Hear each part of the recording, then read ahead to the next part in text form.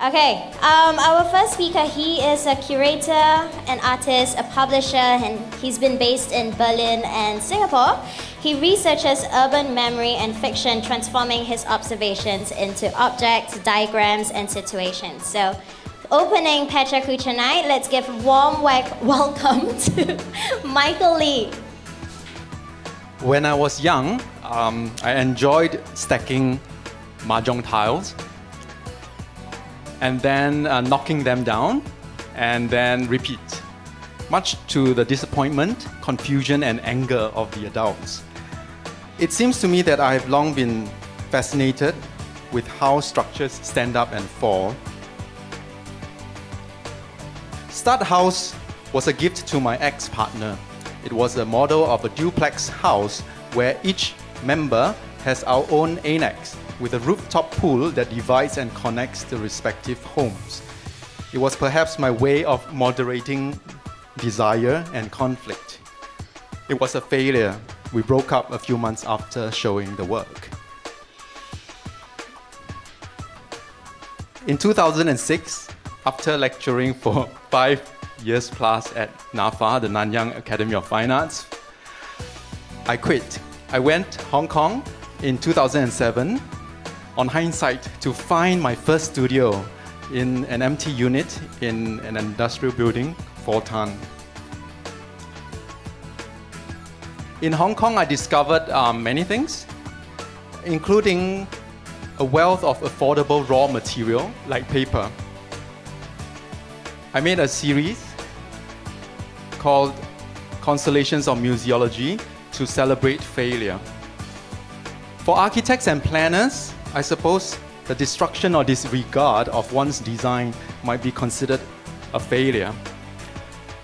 I found Singapore to be an interesting case where the makeover of official or national buildings is the norm rather than the exception as compared to, say, London, where conservation activism is the thing to do. Some of the structures I made, like the National Theatre, would be familiar to people who were alive when the building was being built and was standing. Others, like the Singapore Centre for Daydreaming, which existed during '67 to 2001, mostly due to my far-fetched imagination, bad memory, or wishful thinking, was meant to inspire visitors to think about their personal monuments, those that they have experienced, wish to have experienced, or those that are real to them, even if others, friends, families, or experts don't agree.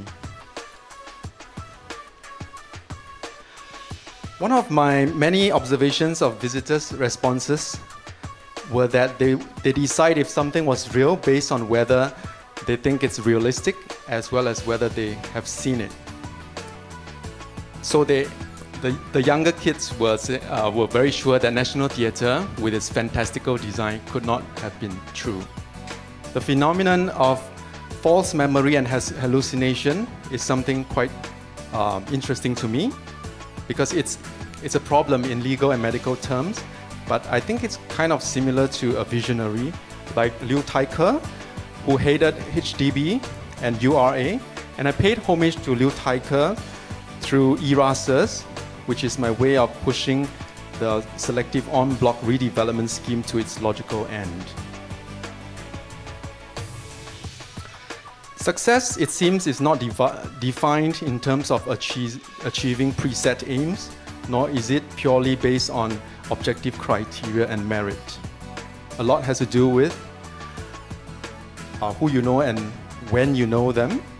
So I wonder if, other than the famous architects that we know of, that we have to study in school because of their great achievements and their exemplary lives, might there be other talented ones whose contributions have been overlooked? So I made Office Architect in 2011. On the left, you see Columbarium Eye, slated to be completed and launched this year in Miharu, and Shonan Fukuso Kojo, or Singapore Garment Factory, on the right, commissioned and demolished by the Japanese during World War II, and K.S. Wong's only built work in Singapore. I think comedy is the best cure for tragedy, and self-deprecative humor the highest form of personal statement.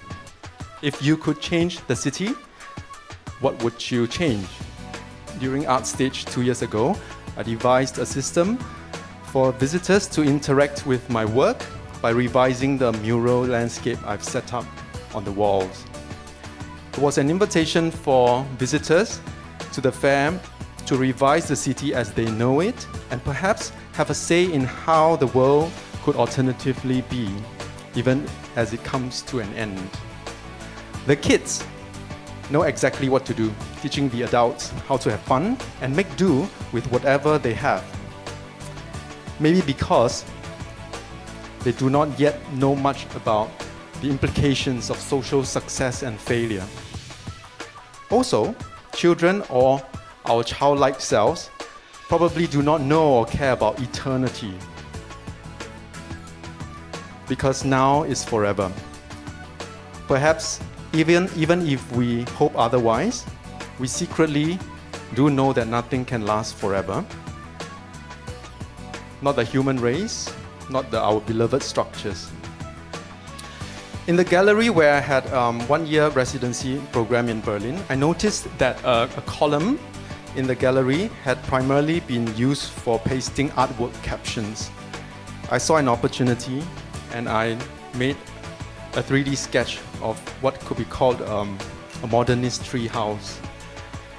It could be deemed an incomplete or destroyed tree house, or it could be a failed tree house, or a tree house happy as it is in its incomplete state.